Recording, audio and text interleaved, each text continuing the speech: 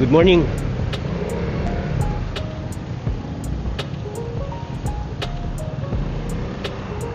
(10:30 a.m.) We're here along Tomas Morato.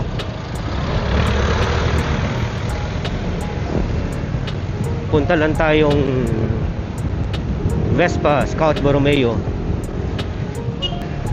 Dadalhin natin ang GTS doon for its first PMS.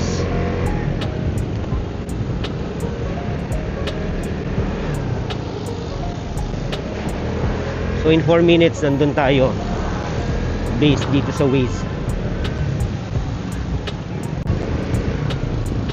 Ang Vespa Scout Borromeo actually is along Scout Tuazon na. It's the new location. Before it's located in Scout Borromeo. Pero I'm not sure if the service area or service workplace is still in Scout Borromeo or nailipat na rin sa Scout Tuazon. We'll see. Also, since I got this unit last December, tignan natin kung magagamit natin yung coupon. May free coupons kasi ito until 2 years. Pero ang question ko, ang coupon kasi is good for its first 1,000 kilometers or first month, whichever comes first. Right now, ang tinakbo pa lang ng GTS natin is 844 kilometers. Pero I got this unit December 3. Na-release siya December 3. Pero yung first coupon niya naka-date ng end of December. Sabi ko, hindi ata pwede yun. Hindi ata pwede yun kasi yes, I got the unit December 3, pero yung number plate niya na-release mga around mid-December or third week ng December. So doon ko pa lang siya naumpisahan itakbo. So dapat January ko ibinalik ito. Nagkataon naman na yung January schedule natin medyo busy. Ito, February 3 na. I think ano naman, tugma naman.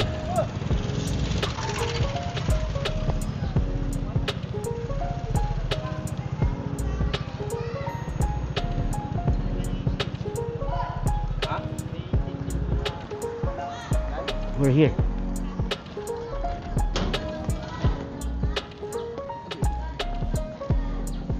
Medyo mabigat. Thank you.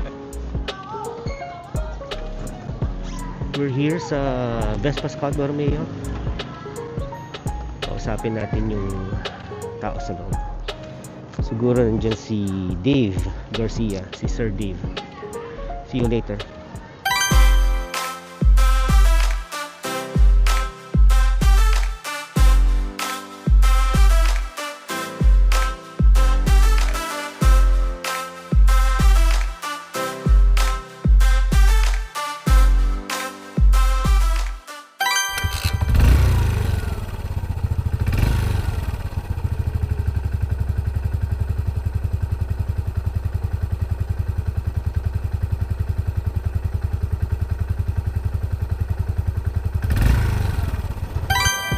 So, we're done with our first PMS.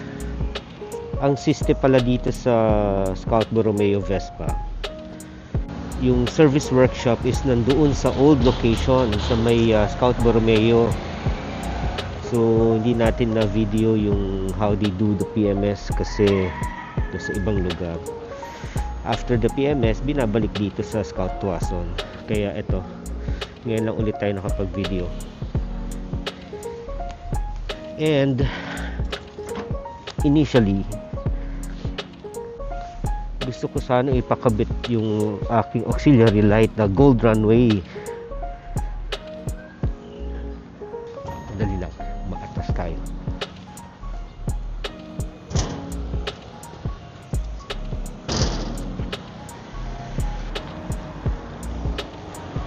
initially gusto ko ngang pakabit sana yung aking auxiliary light, kaso medyo alanganin yung oras, baka abutin tayo ng hanggang 2 o'clock kasi lunch time na eh. You were able to do the PMS, pero yung installation ng auxiliary light mamaya pang 1, so mga 1 hour yun, 2 o'clock pa matatapos, and meron atang extrang step na gagawin. So PMS lang tayo today, first PMS. Ang next PMS natin is May. Siguro balik na lang ako mga around end of May para makuha ko yung freebies. So done with the PMS, punta lang tayong work.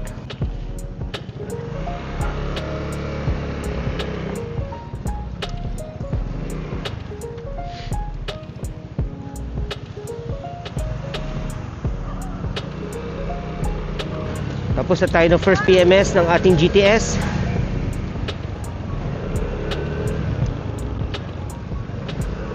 We have 3 bars ng gas. Sobra-sobra pa to. Abot tayo ng Fatima Antipolo. Punta tayong work. Next time ko na lang ipakakabit yung aking auxiliary light, or may option naman akong pumunta kay Sir Jasper sa Scoot Monkey for the installation of my auxiliary light, plus they have PIA horns din doon eh. All in package na lang na kasama installation. Baka doon na lang din ako magpakabit ng PIA horns para mas better ang aking busina. So guys, ayun lang muna ang aking video for today. Sorry hindi natin na video yung ating PMS mismo.